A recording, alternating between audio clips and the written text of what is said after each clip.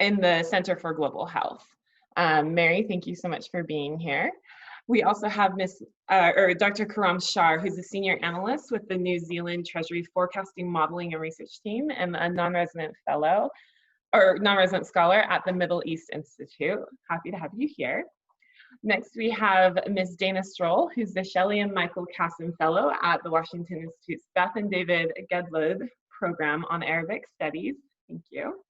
And finally, we have Ms. Lee Tucker, who's a Senior Program Officer for Middle East Programs at the United States Institute for Peace. Thank you, and thank you all for being here. Quickly, I want to make sure that you are able to introduce yourself, but before we do that, I want to go through a brief run of show. So we're going to have about 35 to 40 minute questions and discussion here with our expert panelists, and then we will be going to Q&A portion. My colleague, Julia Badovic from WIIS, she will be monitoring the Q&A portion, and she will make sure that everybody has a chance to ask a question or have their voice heard. If you would like to ask a question, please use the Q&A function on the Zoom webinar. And if you would like to make sure that you have your question answered, please make sure you consistently ask the question if it's not answered. We'll make sure we get to everybody's. Feel free to ask one the whole time throughout, and I think we should get started.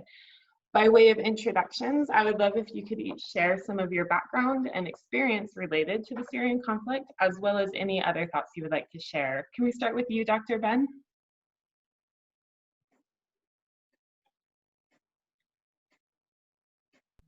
Let me kick us off by making the first Zoom error of the day and keeping myself on mute while I begin talking.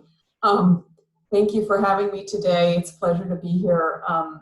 As Kayla said, I'm a researcher and clinician at UIC in the Department of Psychiatry. And my primary area of study and practice is the mental health and psychosocial consequences of war, political terror, and forced migration.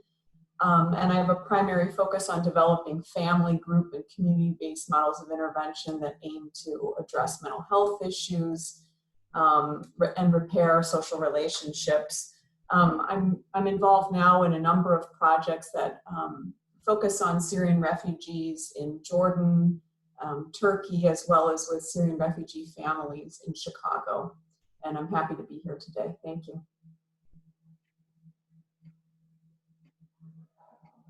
Perfect, thank you so much. And we're going to get to definitely some of your areas you're working on later, because they're very relevant and very important to what's going on right now. Next, if we could have Dr. Karam Shah introduce yourself. Thank you, Kyla. So yeah, as Kyla said, I'm Karam Shah. I work as a senior analyst with the New Zealand Treasury, and I'm a non-resident scholar in the Middle East Institute in DC. I'm from Aleppo, but before telling you that, I want to tell you that it's 3 a.m. here in New Zealand, so not everything I'm saying will make sense to you. So basically, I'm from Aleppo, and when the uprising started in March 2011, I was actively organizing protests. But by April 2012, I had to leave because some of my friends were arrested. After that, I had to go to Malaysia to finish my master's, and then went to New Zealand to finish my PhD, both in economics. Now, the war has basically changed my life in so many ways. My family that used to live in Aleppo currently live in Canada, the United States, Germany, Hungary, and here in New Zealand. So we're basically scattered in 5 countries. Our house, I grew up in a house from the Ottoman era that was also bombed by the regime using indiscriminate barrel bombs. Basically, for Sama meant a lot to me. When I watched it, I couldn't stop crying, basically, because the videos showed those streets I used to drive in. I know Eastern Aleppo very, very well. That's where I grew up, basically. Although my experience is quite different from Waad al-Kateab's experience. For her, it was an experience of empowerment, the ability to speak her mind. And for me, it was quite different. For me, it was more about losing everything I grew up to have. So for her, she felt empowered. For me, I felt perhaps the opposite. That's it for me, but yeah, I can tell you a bit more later. Thank you so much. And I think that I speak for everyone here when I first of all say I'm so grateful that you are here and able to share your voice with this. And also thank you for this panel at 3 a.m. That is a very early time. Next, if we could move on to Ms. Dana Stroll, if you could introduce yourself as well. Thank you so much to WIIS and everybody who is participating in this really important discussion today. My background on Syria is from the U.S. policy perspective, so quite different from both of the previous two panelists who introduced themselves. I served for 5 years on the Senate Foreign Relations Committee, and during that time, I had oversight over many of the issues that the U.S. government and American people have debated with respect to involvement or non-involvement in the Syrian civil war. For example, should the United States use force? Can use of military force stop or change the dynamics of the war on the ground in a way that saves lives? If not for military force, how can the United States best protect civilians in conflict and move the conflict toward a political process that could end the fighting? And also on the Senate Foreign Relations Committee, part of my responsibilities were oversight for U.S. assistance, U.S. sanctions policy, with which groups the United States was or wasn't working all over Syria, and now particularly in Northeast Syria. And then last year, I had the privilege and the honor of being nominated by Senator Chuck Schumer, the Senate Minority Leader, to be one of the 2 co-chairs of this Syria study group, which was a congressionally mandated commission made up of 6 members, not from Congress, but appointed by Republican members of Congress, and 6 members appointed by Democratic members of Congress to come together and explore whether or not there could be recommendations that could be bipartisan, uniting both Democrats and Republicans on what U.S. policy should be going forward.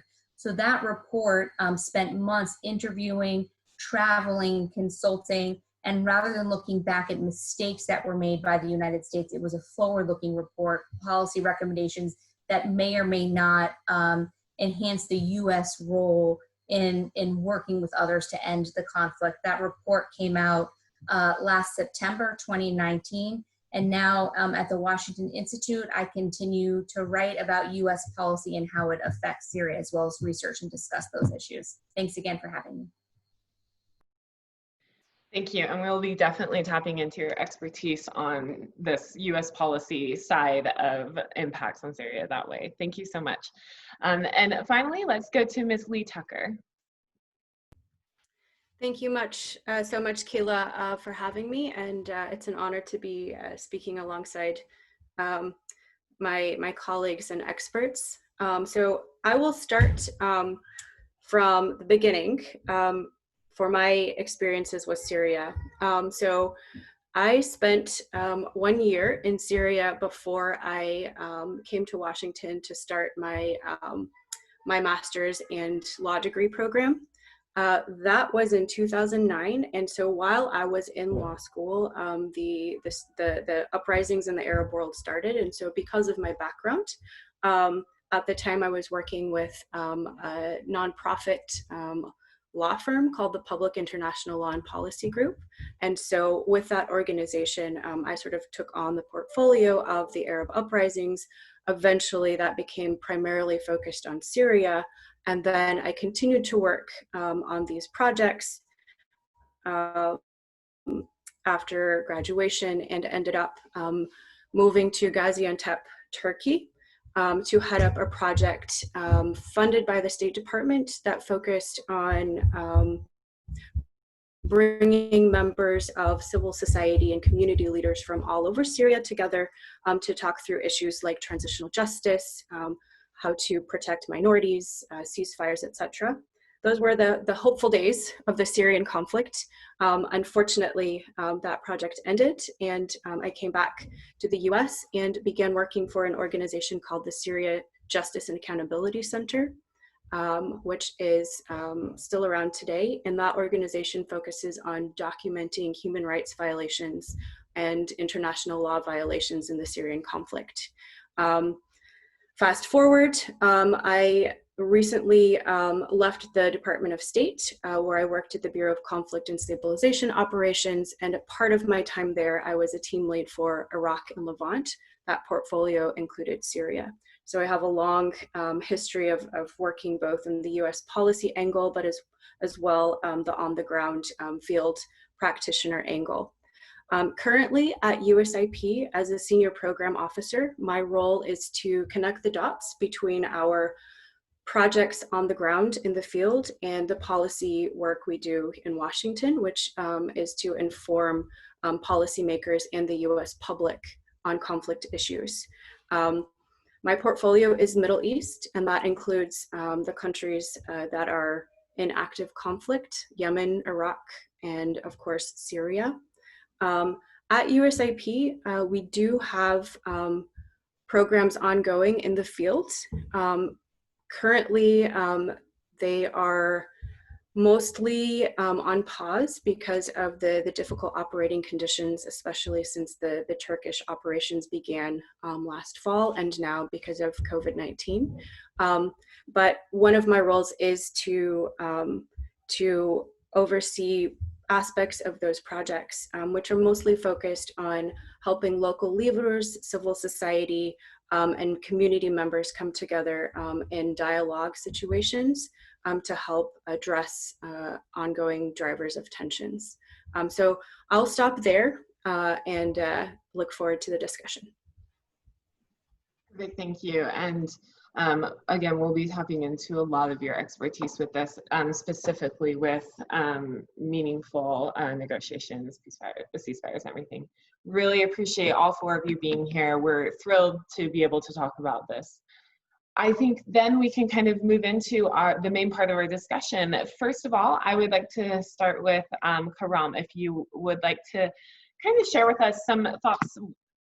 The Syrian conflict is really complex. There's a lot of different resources involved, geopolitical issues, and international actors. With so many people involved, what do you hope that people can learn about the Syrian conflict? And specifically, how can they learn that from understanding diverse voices? This is something that, as you just told us, you've been very involved in this in many different ways. So what do you think, what do you hope people can learn about the Syrian conflict from listening to so many different voices? Basically, talking to Western audience, I feel there are two main messages that I'd like to get across. The first is, even though many people like to disagree, Bashar al-Assad has more or less outsmarted everyone else. He did actually fool the West in so many respects. The first one is on the front of terrorism. Almost everybody agrees that Bashar al-Assad not only turned a blind eye to terrorist groups early on, like after the uprising began, but he was actually helping these terrorist groups, buying oil from them and empowering them. In fact, many of them were set free from Syrian prisons only to become leaders later on. Now, this worked like magic. When the US decided to intervene in Syria in September 2014, I actually reached out to my colleague, the head of the Syrian Network for Human Rights, asking him for statistics at that point in time. And what he told me was, when the US intervened, the number of casualties perpetrated by the Syrian regime was 169,000 people. The number of people killed by ISIS was around 800. Yet, when the West intervened, it decided to intervene against ISIS. It didn't do anything to Bashar al-Assad to stop the atrocities committed by him. His main advantage was that he did not have a beard. Now, the thing is, I believe the threat of terrorism is just very exaggerated. when I go on Twitter and see people talking about Syria, especially the Western experts, I mean, perhaps maybe 60% of them have the word counterterrorism and jihadist groups and so on. And I'm like, okay, this matters, but how about the other things? I mean, how about the suffering of the Syrian people? I think when it comes to terrorism, Bashar al-Assad played a very smart game, a horrible one, but a smart one, that kept him in office to the point where now you have Western powers actually trying to extend their hands to the Syrian regime. You have Greece, you have Italy. So that's the first thing. The second thing, the second example of Bashar al-Assad basically fooling the West is relating to gender equality. Basically, Bashar al-Assad, if you look, basically you can look at two examples. The share of women in parliament, which is at the moment around 14%. And everybody knows that Syria's parliament means next to nothing. It's just ceremonial. People go there to clap to Bashar al-Assad. And it can be useful to basically understand the regime's patronage networks. But it's not that helpful. I mean, it doesn't play a role in running the country. If you look at the share of females in government, where females can actually play a role, their share drops from 14% to 4%, which is basically just one ministry. Now, there's a lot of tokenism in regime-held areas where basically Bashar al-Assad is trying to tell the West that I'm the most modern player in Syria, which is also not true. In fact, SDF, the Syrian Democratic Forces, or the autonomous administration, are doing much, much better than Bashar al-Assad when it comes to gender equality. So that's also, I believe, another big lie that the West has fallen for. The last thing I want to say is, so the second point I'd like to get across is basically the degree the West is willing to compromise in the Syrian conflict is, I happen to believe it's actually unprecedented. I mean, I understand pragmatism can be good for such complex situations, but not when you have 13 million people displaced, not when you have chemical attacks. Even when the chemical attacks happened, what the US said was, okay, if you promise us you will destroy these stockpiles, we will not target you. And what the regime did again was, yeah, okay, we promise, and then continued attacking people with chemical weapons just 2 years later. So the level of pragmatism, when you look at Geneva 1 and Geneva 2, so basically the foundation of a settlement in Syria at the moment was agreed between the US and Russia. Syrians were not invited. They were not on the table when that was made. So I think that's also another observation to be made. Perfect, thank you. And we're definitely going to be getting to negotiations and everything in a moment. And I think you highlight some really interesting things there that we're definitely going to get into in a moment as well. Thank you. Dr. Bunn, I'm wondering if you could explain, since you've worked with so many different people who have been impacted and worked on their mental health and helped with them in so many ways and met with so many people, if you could maybe talk to us a little bit about what your experience and your understanding is of how viewing conflict in general through the eyes of a woman that's typically not represented. So I'd love to hear your thoughts on this, especially since the film For Sama was from the viewpoint of a woman. Absolutely. I think I have sort of two major responses to that. I mean, in short, I think we gain much. And the first reason for that is that it's important to acknowledge that oftentimes people who are enduring war and persecution or fleeing war or persecution, they're often reduced to kind of objects in mass, and we are denied opportunities to really understand their internal experiences, their feelings, their perspectives on such matters, right? Our viewpoint is typically quite aerial, you know, and one really distinct quality of this documentary is that it is a documentary of close-ups. And women, I think, in particular, are really cast and typically promoted as apolitical, first of all, lacking any kind of agency, weakened, dependent, and I mean, many players are sort of complicit in this narrative related to women in war, right? It's women and children, women as victims, and that's not to say that there's not real risk that women and children face in war. Certainly there are, but I think that it's very lopsided and or one-sided, and it denies us the chance to get in touch with the complexity of women's experiences. So that's sort of one general thought. I think then panning in a little bit more, sort of what does Waad's point of view specifically afford us? I mean, I think she positions herself from the first moments of the film, not just as a woman, but as a mother.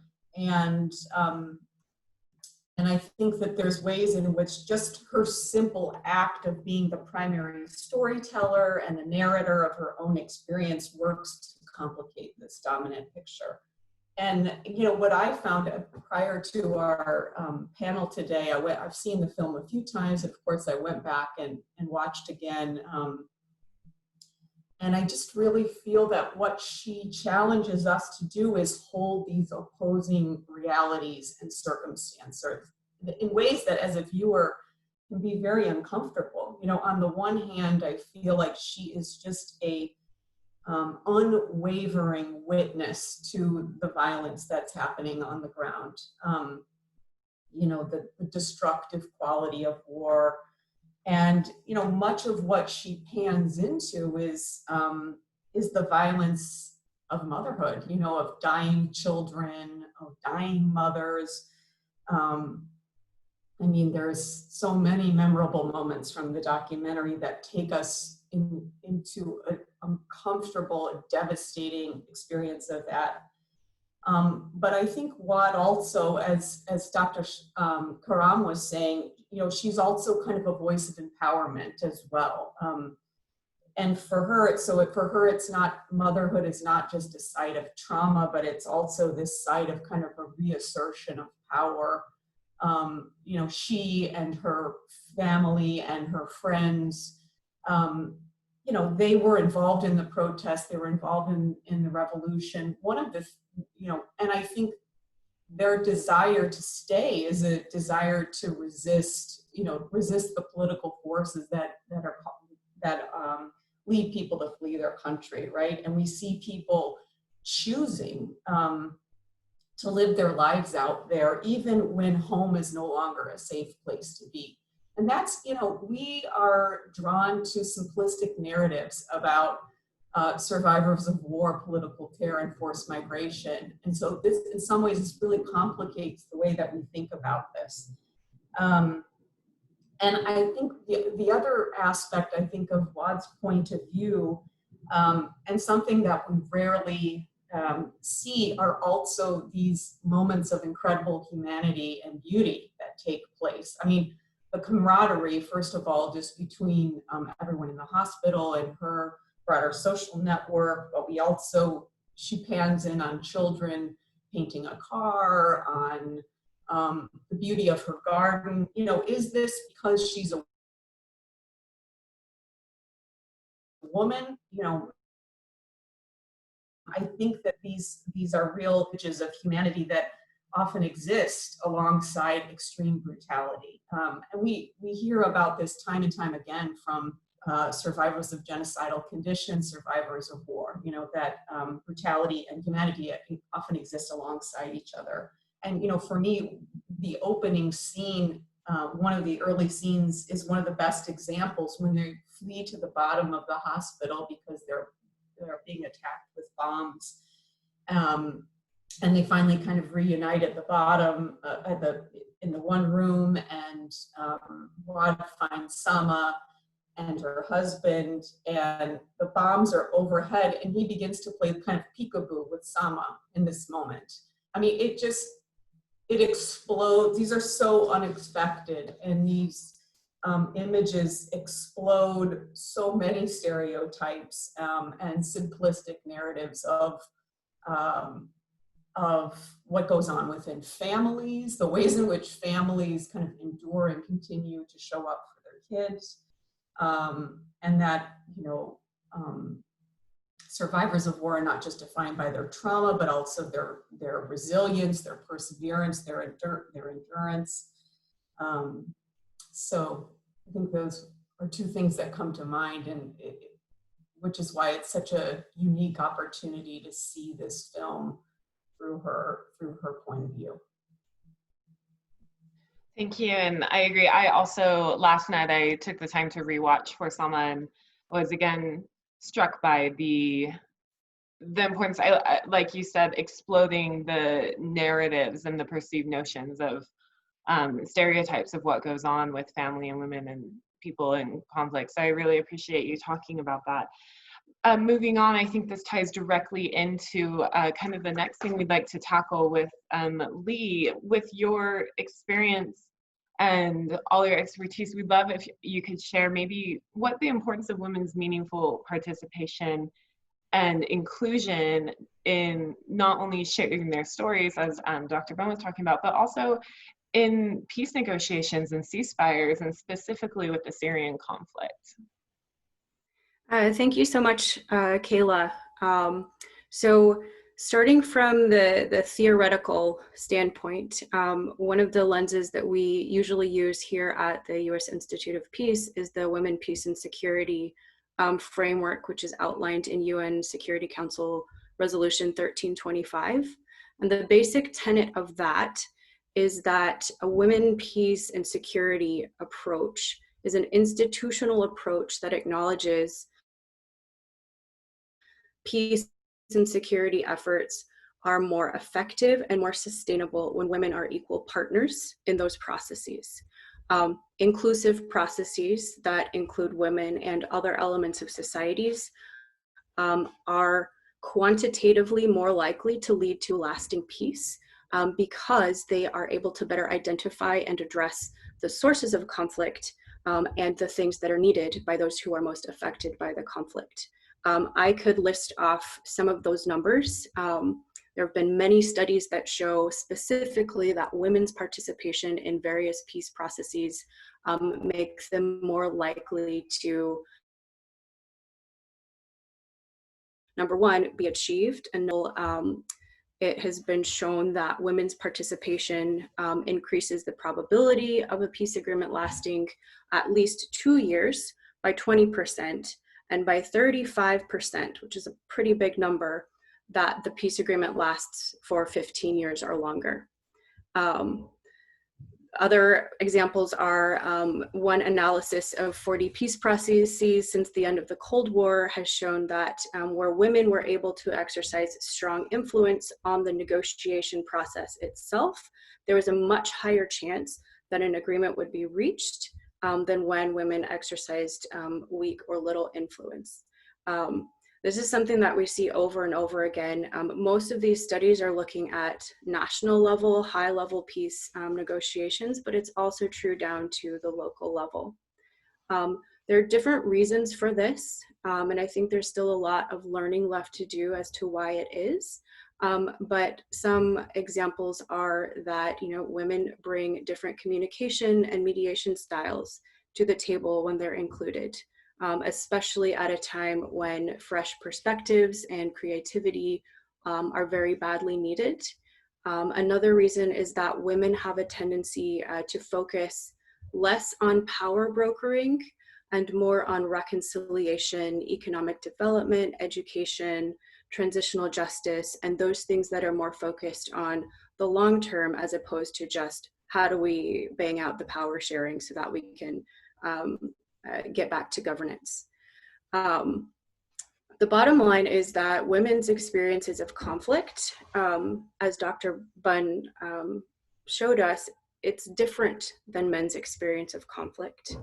And as we saw in the film For Selma, they are so integral to the social fabric and especially the family unit that they have a very special perspective on how conflict affects children and youth. And so especially when thinking forward to not just ending the fighting, but towards a long-term stability, it's those traumatized communities, the children and the youth, who will really be the future of a lasting stability and peace.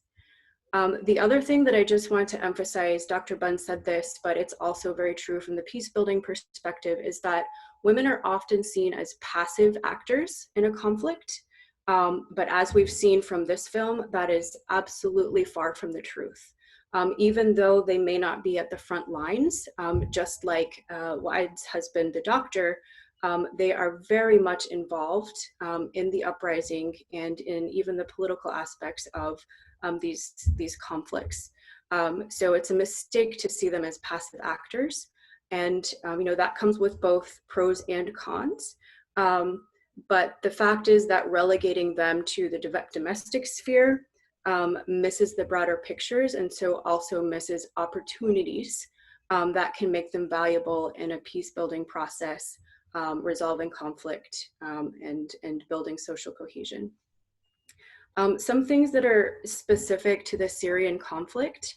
One thing that we see very often is that as conflicts deepen, parties are entrenched, the hurting stalemate hurts more and more, economic inequality deepens. Often the conflict parties instinctually begin to prioritize responses to these security, political, economic crises in ways that preserve a status quo. So as a result of this, women are more likely to be pushed to the periphery of these processes, even despite their best efforts to be inclusive. Another thing that we see very often in Syria and the Middle East more generally is that in contexts where traditional leadership and culture may have been a barrier to women's political participation before conflict, those norms don't disappear once conflict begins. They change, perhaps, and the roles people play change, but they are still in play and definitely need to be factored into this whole inclusivity equation. So thinking ahead to peace processes in the Syrian conflict, again, we come at this at USIP and in general from both the local level and the national level. Currently at the national level, in just a few days, the Syrian Constitutional Committee talks will begin in Geneva. I'm sure Dr. Sha'ar has many perspectives on what those mean and what's even possible. But one thing that I can say from my personal experience and also watching this conflict since the beginning is that Syrian women have been very involved in the political opposition as civil society at both local and national levels since the very beginning. They've been present in the political groupings, say what you will about them, but they have been a part of them. But they do still face the kinds of challenges that we see across conflicts, which is not only the struggle to be present at the table, but the struggle to make their participation meaningful. And so what I mean by this is that often there's a tendency for women's participation to be seen as though they're solely responsible for bringing the women's file, the women's rights issue to the table. And what we would really strive for in a peace process is that they are allowed to participate and be decision makers on the full range of issues, including things like governance arrangements and transitional security, because again, they have a perspective on those things and have a very high stake in those arrangements going forward. So I will stop there and look forward to questions, but there's a lot that can be done and a lot to think about as to how to make sure that women can be involved in the future of building stability and peace in Syria. Thank you so much. I really appreciate how you said that not including women can lead to missed opportunities, essentially for, I think hit the nail right on the head right there. As we're kind of moving on, I'd love to hear from Dana a little bit. You've done a lot of work on this, especially with regards to kind of the US side of how it interacts with the Syrian conflict. I'd love to hear what you think on international aid now and in the future can be, especially with the so many different sanctions that the US has. Thanks so much for that question. It's a really important topic, and one that right now is actually extremely divisive and hotly debated.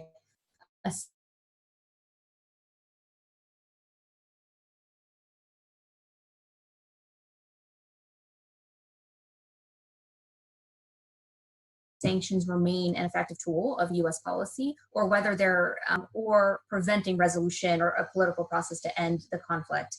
So that being said, first of all, just taking a step back and speaking about sanctions, where US policy is right now, or how I understand Trump administration officials would explain US policy, is that while U.S. military force is only being used in a counterterrorism, as Karam discussed earlier, only counterterrorism and against ISIS in a very specific part of Syria, U.S. policy toward Assad and ending the Syrian conflict is not reliant on use of U.S. armed forces themselves. Instead, it's really three things. One is ongoing political rejection, diplomatic isolation of the Assad regime in Damascus and those who support his regime, so specifically Russia and China. The second prong of US policy right now is economic sanctions. And the idea of these sanctions is not to punish or deny resource and humanitarian aid to Syrian civilians inside Syria, but most of the sanctions are designed intentionally to attempt to target Assad, regime insiders and cronies, and those who back, finance, fund, or support the regime through militias, through resources, through aircraft, through weapons, etc. And the final prong is denial of reconstruction aid, and this is also very controversial in Washington, D.C. among policy practitioners. And the idea here is that if there is no change in the behavior of the regime, so the United States no longer talks about Assad needing to go, they talk about the Assad regime needing to modify its behavior. And then there are some very specific articulations of what those modification expectations might be. But the idea is that without modification of regime behavior, where safe and secure spaces are created for Syrian civilians to rebuild their lives and for refugees to return, the United States will not participate in funding or technical know-how to reconstruct Syria. And that means, of course, that people really can't rebuild their lives, given that the primary backers to Assad, Russia and Iran, certainly don't have the funds to reconstruct the state. So it's political diplomatic isolation, economic sanctions, and denial of reconstruction aid. And I should also say here that in terms of sanctions have existed on Syria long before this most recent conflict, which started with the uprising in 2011. There are very broad sanctions on any of those who detract from peace and security or political process in Syria, dating all the way back to 2011. And most recently, there's been a new round of sanctions called the Caesar Civilian Protection Act, named for a Syrian military defector who goes by the codename Caesar, who got out of Syria very disturbing and verified evidence of systematic war crimes committed by the Assad regime against Syrians in Syria, and Caesar shared it with the world. And what this specific bill does, Caesar, which was passed by Congress, is signal that for a period of 5 years, not only does the U.S. intend to continue increasing economic pressure on Assad through sanctions, but also it will seek to increase pressure on those who are funding and backing him, specifically Russia, Iran, and other business people in Europe or in the Middle East who see lucrative business opportunities in the destruction and war economy of the Syrian state. So what does this mean for international aid in helping Syrian civilians?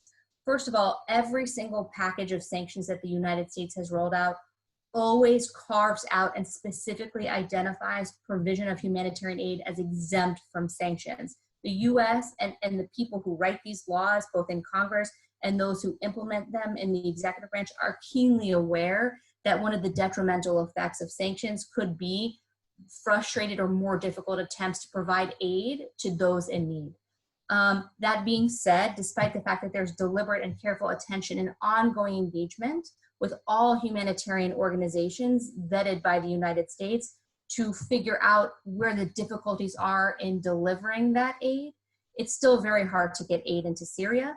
And that's not exclusively because of US sanctions. One is because the United Nations system works with Damascus, and Damascus weaponizes humanitarian aid, the Assad regime, to make sure it goes to the people they want to go to and to deny it to those communities that the Assad regime wants to punish. And secondly, armed groups inside Syria make it very difficult to deliver humanitarian aid. And this is not just the Assad regime, and it's not just ISIS, that at any given time, there are different relationships between different armed groups in different parts of Syria, and coordinating that aid, making sure that it's not skimmed off the top, or making sure that delivery is fair and transparent and accessible to all those in need is quite complicated, not to mention the fact that this is still an active war zone. And so finding partners inside Syria to work with is possible, but it is still extremely difficult. So I'll leave it there. Suffice to say, sanctions have long existed. Those in Washington who support sanctions have always deliberately tried to shape those sanctions in a way that enable humanitarian aid to get to Syrian civilians in need, but it's not easy in implementation on the ground.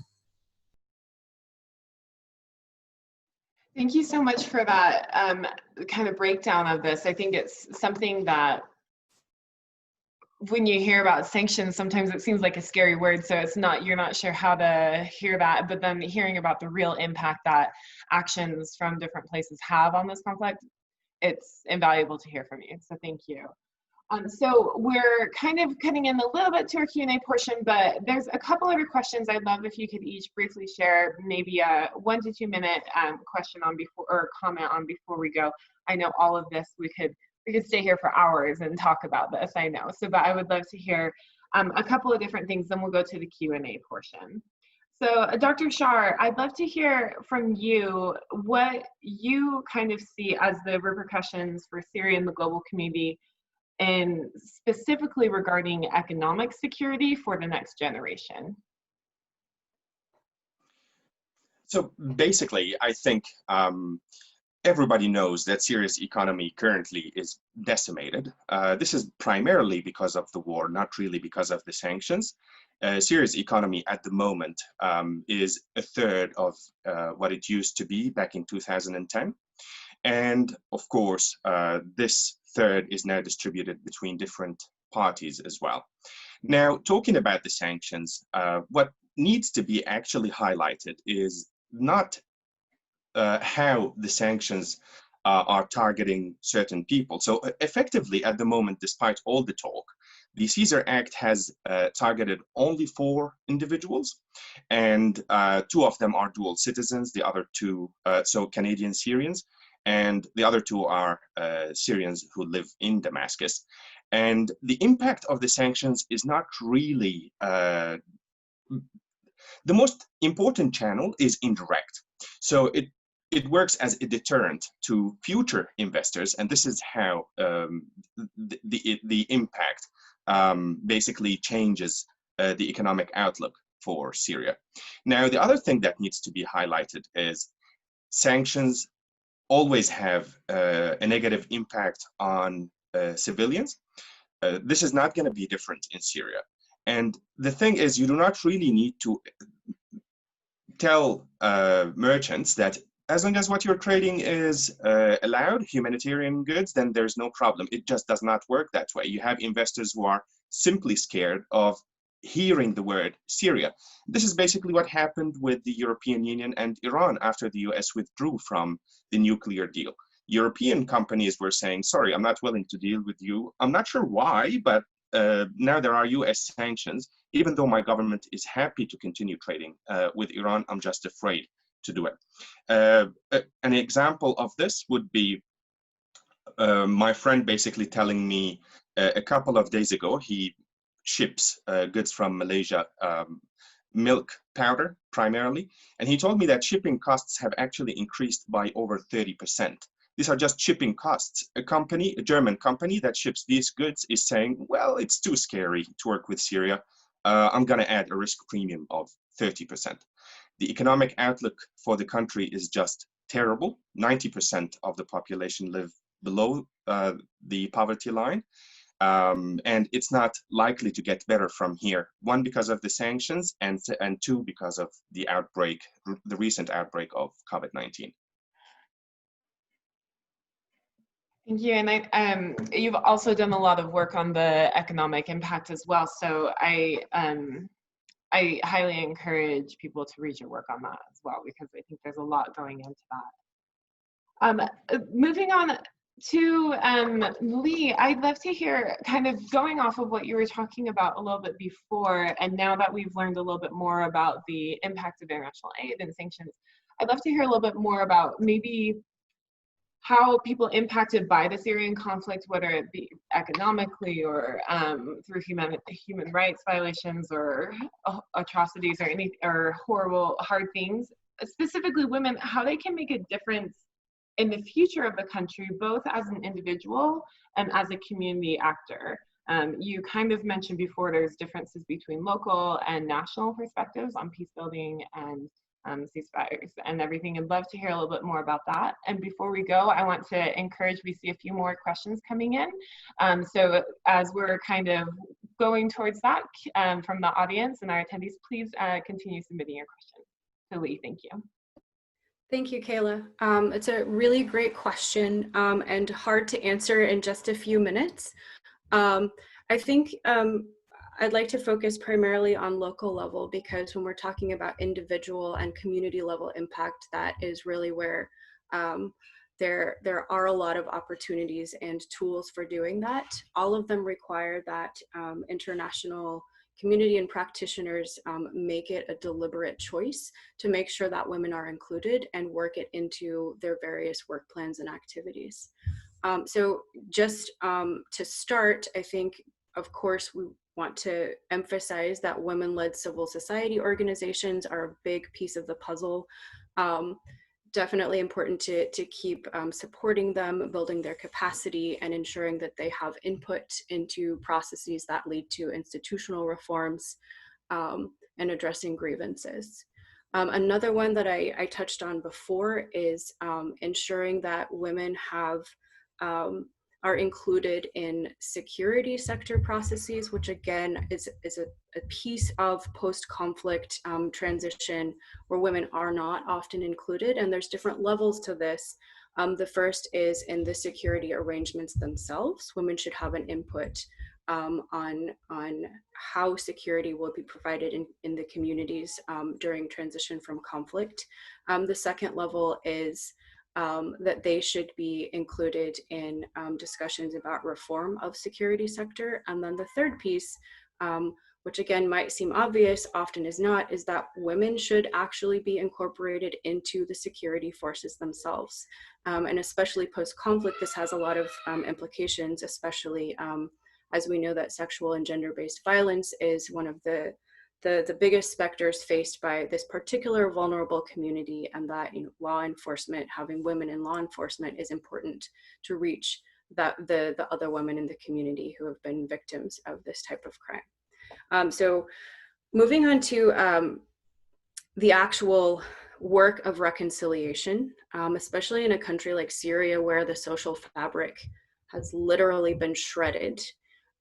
Women can play a very key role in local conflict resolution, mechanisms, arrangements, things like local peace committees. But one thing that's very important, and I can give specific examples of this, is that often there are barriers to including women in things like local dialogue processes, and overcoming those barriers requires a very localized approach. So just one example from another country in the region where USIP has been working on local dialogues. bringing different parties who are in conflict together to work through issues and come up with mutually agreed solutions, we proposed, well, why don't we have women from your communities join these processes? Very traditional community, and the resistance was high to the point of refusal. Very, very difficult to overcome. And it was clear that just pushing for this, for their presence at the table, was going to throw off the whole process. So as a solution, what we did is we convened a separate sort of intra-group dialogue process that was women only, and actually brought the two conflicting sides together in one room, women only, and then took their input and fed it into the other sessions that were happening with the men only groups. In the end, it actually worked. The parties were able to come up with a framework agreement that included the women's input, including things that would not have been part of that agreement if they had not had their voices represented. The other thing that I want to emphasize is that it's very, very important, as we're doing peace building, to make sure that solutions and activities to promote social cohesion are based on solid analysis of the conflict drivers. We have to be very careful to solicit women's feedback in that as well, because so many times we've seen that, for example, barriers to women displaced persons returning to their communities are different than the sort of barriers to return as a whole. They have separate and distinct needs and interests in that process of returning to their home communities that don't become evident if you're only looking at the community as a whole. So I know I'm talking more about from the practitioner standpoint, but I think having deliberate ways to include women in these processes, even when there are cultural and normative opposition to their inclusion, is the only way to make them as effective as possible. Great, thank you so much. So right before, we've gotten a couple of questions, but right before we go in, I would love to have Dr. Bunn just say a little bit, maybe, I know you've done so much work on this and it's a lot to kind of condense into just a little question like this, but there's a lot of influx of refugees from Syria and other nations into various parts of the world. And I'd love if you could share a couple of thoughts on the general state of immigration policy in the US and Europe, and kind of the real and emotional toll of the rising xenophobia for refugee communities who've resettled and remained displaced. And then after that, we'll just really quickly go into, we've had a couple questions submitted, not just through Q&A, but also on our social media channels about the COVID-19 pandemic. And maybe Dana, you could kind of talk to that a little bit, how the pandemic will impact the ongoing situation in Syria. So we'll go there, and then thank you so much for those of you who submitted questions, and then we'll just go right into the rest of the Q&A. So Dr. Bunn, if you'd like to start. Sure, thank you. I think given time, I'll keep my comments as brief as I possibly can, and happy to pick this up more during the discussion, but certainly want to be able to respond to people's questions. I mean, in terms of the general state of kind of immigration policy, where to begin? Here I sit in the United States. In brief, in the US and in Europe, we've seen this simultaneous rise of more right-winged governments and ideology, simultaneous to increasing anti-immigrant sentiment and increasingly restrictive immigration policies. So I think at the moment now there are approximately 1 million refugees who are eligible for resettlement in the US. As of July, we've accepted 7,000 refugees. So we're just at this historic low in terms of our response to enormous numbers of refugees who are waiting in kind of a displacement context. The question that you asked is sort of, okay, so what is the real and emotional toll of that reality for resettled communities or those who await resettlement.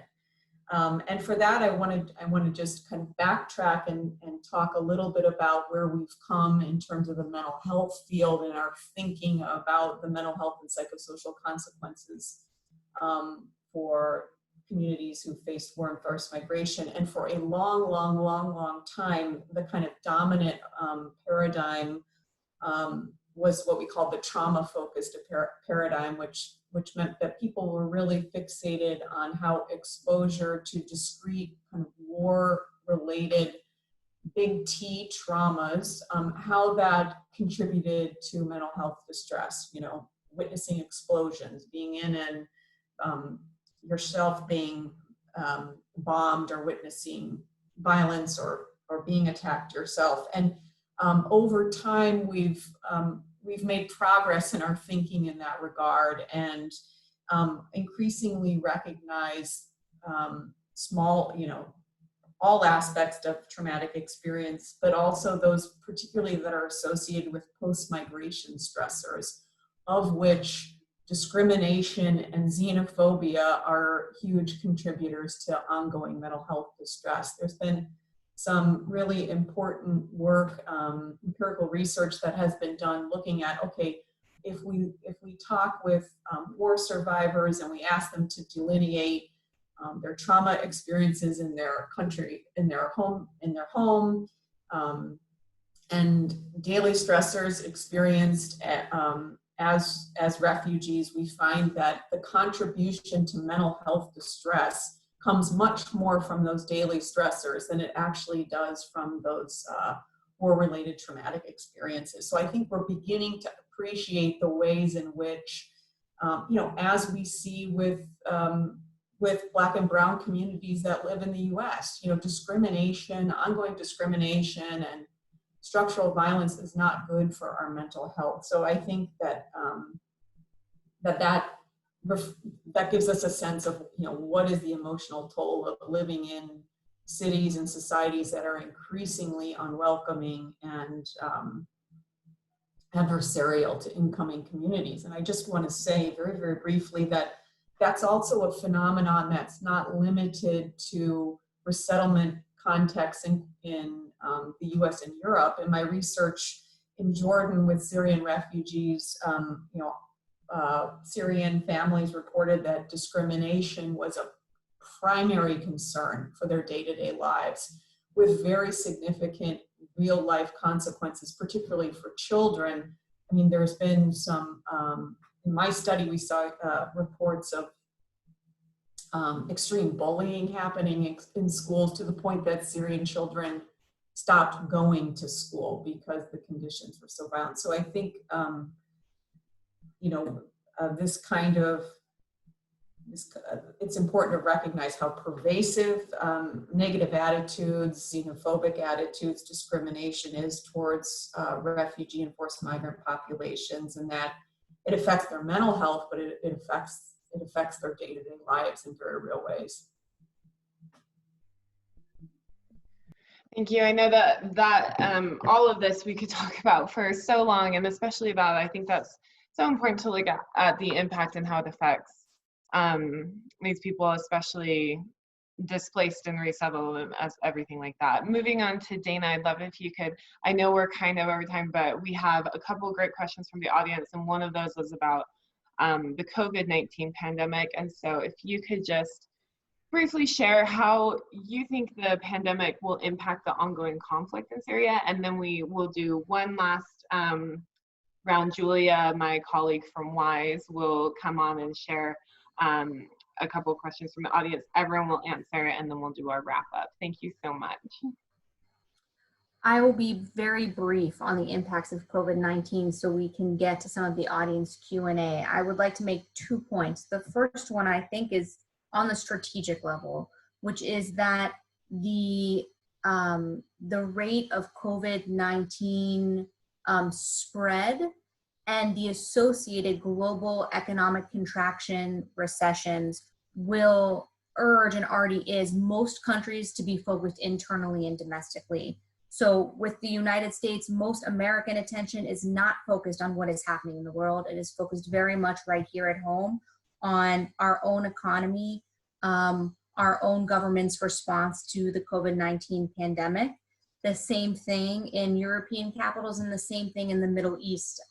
Specifically in the Middle East, many countries who would otherwise be very focused on Syria are not only focused on mitigating the impact of the COVID-19 pandemic, but are experiencing severe economic contractions, not just related to having to stay at home because of the pandemic, but also because of the recent collapse in global oil prices. So for example, Gulf countries that traditionally would be working with European capitals and Washington on humanitarian aid and donor resources and funding, I think are going to be very much focused inward, and there is less bandwidth and attention in governments to focus and really invest the diplomatic energy and political capital necessary to move the Syrian conflict, pressure the Constitutional Committee, energize Geneva, or do the round-robin diplomacy that would be needed at capitals outside Syria, since Syria is, of course, first a civil war, but has become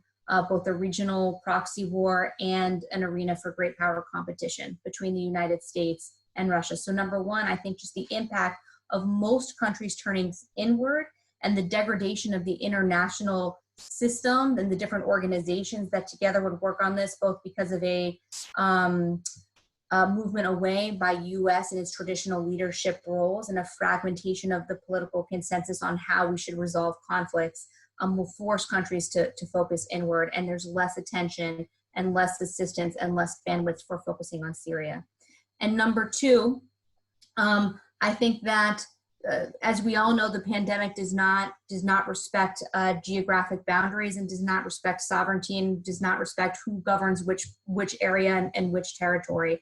And so we know a lot, but I'm positive that we don't fully understand, because data collection and transparency is certainly not something we can expect the regime, and obviously very difficult to capture from displaced persons camps or refugee camps. But certainly COVID-19 is spreading among refugee communities in neighboring countries of Syria and within displaced persons areas in Syria because of lack of, generally because of the nature of the pandemic, but compounded by lack of access to robust health care, access to medicines, access to clean water, access to the hygiene and sanitation needed to combat the pandemic.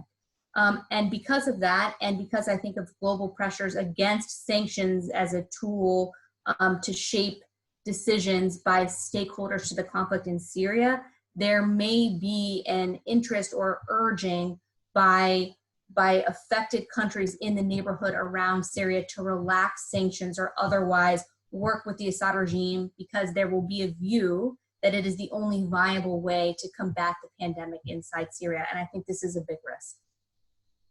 I think what you said, it kind of was exactly a huge risk, that it's, it's a different kind of world we're living in now, and people might not be taking that into account when they're focusing on things like this. So thank you so much. Julie, I'm going to turn it over to you. Thank you so much for everyone for staying just a couple minutes over while Julia addresses a couple questions. And then we'll just go alphabetically real quick again, like we did at the beginning, starting with Dr. Bunn, if you could just focus on your expertise in areas and answering these questions. Julia. Hi, everyone. My name is Julia Badovic. I'm a junior at Washington University and a program assistant at Women in International Security. I'll just be asking a few questions from our attendees' submissions to the Q&A, and these questions are all directed to the entire panel, so feel free to answer any questions that are asked. So the first submission was, how has decreased international tension surrounding the conflict impacted the situation, and what factors help explain the decreased attention? And Julia, if you could ask 2 or 3 questions as in a grouping, please. Sure. And the second question was, do we as the international community misrepresent the reality of armed conflicts and do a disservice to women and their families when we do not recognize the acts of everyday life and local activism that are happening on the ground, as seen in the film For Sama? And final question, given outside influence over the constitutional rewrite and peace negotiations, is there a realistic opportunity for more women to be included in the process? Perfect, thank you. Dr. Bunn, do you want to start off? Sure. I think I'll try to put together some thoughts in response to the second question. You know, what kind of disservice do we do to women and their families by constructing more simplistic narratives of them? Yeah, I think in brief, yes, I think we do. I think we, and I think, as I was saying when I first was speaking about this, I think we're all, many stakeholders are kind of invested in this narrative making. You know, on the one hand, we invest in this women as vulnerable narrative so that their cases are seen as acceptable and they're allowed to resettle to the United States. And then as soon as they, or other resettlement contexts, and then upon arriving are quickly expected to, within a short period of time, you know, be economically self-sufficient, to be working, to be 100% on their feet. So it's, we create a real conflict and conflicting messages for, I think, refugees who are resettling. I think the other part is that by focusing only on let's say the trauma or the vulnerability of such experiences, we just sort of miss the bigger picture. And therefore end up missing key parts of people's experiences that are impacted by foreign-forced migration. And one area that I'm particularly attuned to, and I think receives very little attention, certainly in mental health, but are kind of the broader social relational consequences of war and forced migration. And Lee was speaking about this earlier. That, you know, in Syria, for example, people come from, let's say, traditionally very tight-knitted, more collective communities, which is one of the primary targets of an authoritarian regime, and one of the primary consequences of war. And so, but when we only attend to kind of the big T trauma, we sort of forget to attend to the social fabric issues and the social cohesion issues, and therefore there aren't services and resources available to people to attend to those issues in the resettlement phase. Great question, thank you. Thank you so much, Dr. Ben. And Dana, I'm very cognizant of your time, so I know you have another engagement to go to. So I would very much appreciate if you would give your response to the questions and also just share any of your final thoughts as well as we're wrapping up this webinar. Sure, thanks.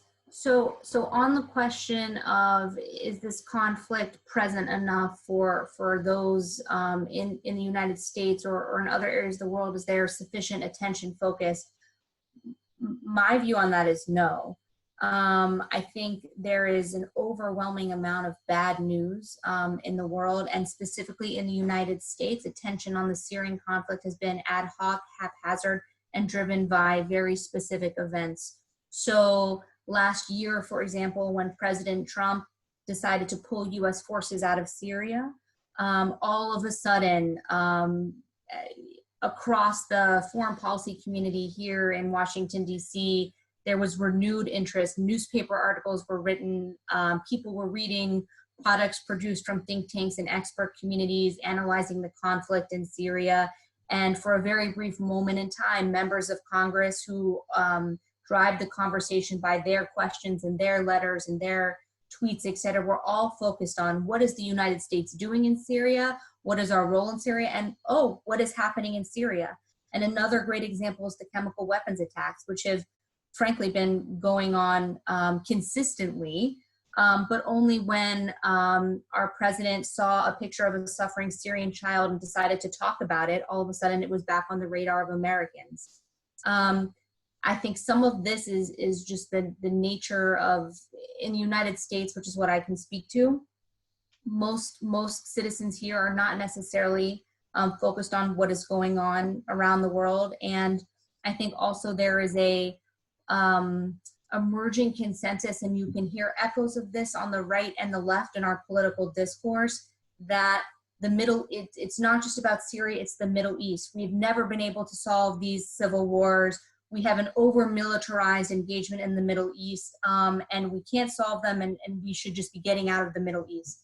And what doesn't follow from those views is very specific questions about, well, what is the US role in the Middle East, and how should we be achieving that? And could we play a productive role in ending wars or saving lives? And if so, how should we be doing that? Those are not questions that our leaders here are framing for us in the United States.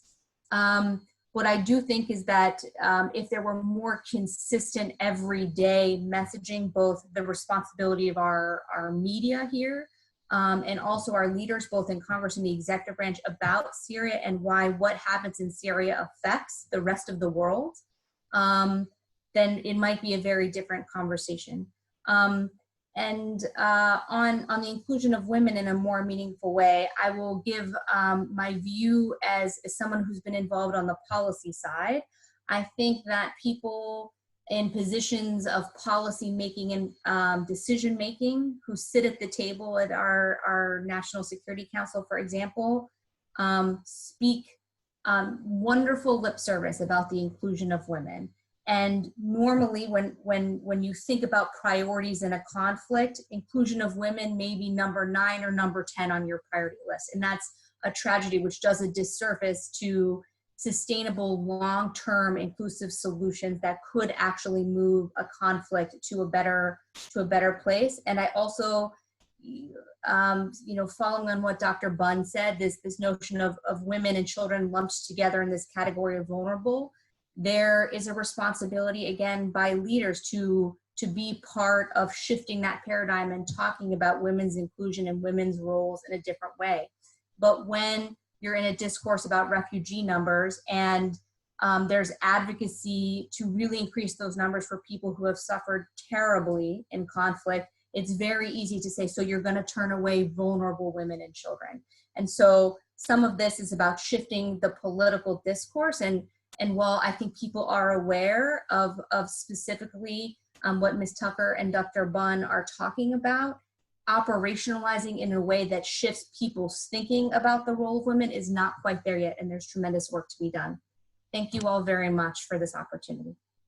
Thank you so much, Dana. I sincerely appreciate it, and thank you for your time. It was, I learned a lot. I'm really happy about it, so thank you very much. If we could just carefully, I know we are over time, so I want to make sure that everyone has a chance to do their response to these questions and then their final wrap up. So if Karam and Lee and Mary, if you would each like to give your final thoughts. Mary, if you would be okay, maybe sharing your final thoughts after, if that would be okay. And then maybe we could start with Karam and then go on to Lee and responding to the question briefly and then sharing your final thoughts. Sure. So basically, I think I can answer one of the questions relating to the impact of this slowdown in the level of violence on the outlook for the conflict. So I actually think the stalemate in Syria is political, and as long as there's no formal political settlement, I'm not expecting any material change for people's livelihoods. My concluding remark would be, what happened in Syria is not that different to what happened in so many other countries. What triggered the conflict was in fact really typical to other countries. It happened before that in Tunisia, it happened in Egypt. What was different about the Syrian conflict is the response of the international community. How the West was actually willing to compromise with other actors in the country, and basically accepting that when you are powerful enough, your ability to commit crimes is higher. Sorry, that's life. If you're more powerful and you can kill more people, and yet we can't take you out militarily, we have to live with it. And so now The very fact that we're still negotiating with the al-Assad regime is a testament to that. We're saying, you're powerful enough, and therefore we're going to negotiate with you despite what happened so far. I think this is how this conflict is different from others, and it has been certainly a tragedy, not only for me as a Syrian, but for the international community. Thank you so much, and thank you again for sharing experience and your insight into this. It's invaluable. Really appreciate it. Would you like to share your response to the question and final thoughts? All right, so were you turning it over to me, or is it back to Dr. Shah? Back to you. Okay. So I will also try to be brief and sort of wrap my closing thoughts into some responses to these three questions, which are wonderful questions. On the question of whether there's a real opportunity for more women to be involved in the processes right now, I would say that the blunt answer, given that it's happening in a couple of days with the constitutional process, is no. The volume and the number of women who will be involved at this point is probably not going to increase in the immediate future. But again, as Dana said, it's really more about how they're involved and how they're able to participate, which will then have an impact on how many women and the nature of the participation of women in future processes. In terms of the decreased international attention, I think we could all, talk about why attention has ebbed and flowed over the years. But one thing that really stood out to me from the film is that, especially Waad, as she kept filming and kept publicizing and was tracking her viewership throughout the years, is that there was an expectation that the outside world would see the horrible things happening and come and do something about it. And so I think it's not a good answer to how did it impact the trajectory of the conflict, but I definitely think it's something to think about in connection to some of Dana's comments and Dr. Shah's comments about, what is